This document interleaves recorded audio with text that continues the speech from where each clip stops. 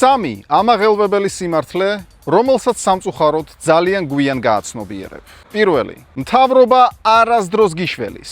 შენი წარმატება და ასევე წარუმატებლობა 99%-ით დამოკიდებულია მხოლოდ შენზე. და თითქმის არანაირი მნიშვნელობა არ აქვს, ვინ არის პრეზიდენტი ან პრემიერ-მინისტრი. რა თქმა უნდა, თუ ჩრდილოეთ კორეაში ან აფრიკის რომელიღაც ქვეყანაში არ ცხოვრობ. ყოველ შემთხვევაში, საქართველოში და ასე თუ ისე გამოსულ განვითარებულ ქვეყნებში წარმატება 100%-ით შენს ხელშია.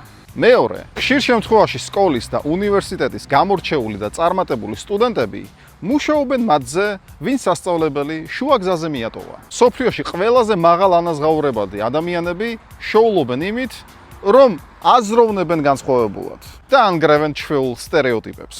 მესამე, სკოლის და უნივერსიტეტის სისტემა უმეტესობისთვის სრული აფიორაა. რა თქმა უნდა, იურიდიული და მედიცინა არ ითვლება. ნება მომეცი აგიხსნა. განათლების სისტემა როკფელერის აშენებულია, თანაც ინდუსტრიულ ხანაში, რომლის მიზანი იყო მუშა ხელის აღზრდა, რომელსაც არ უნდა სცოდნოდა არც დამოუკიდებლად აზროვნება, არც ფულის გამომუშავება, რომ როკფელერს კონკურენტები არ ყოლოდა. ასე რომ, კარგად დაფიქრდი, თუ სად გადაწყვეტ შენი ძვირფასი დროის და ენერგიის ინვესტიციას. გამოიწერე ჩვენი არხი, აქ მეტი მწარე სიმართლეა.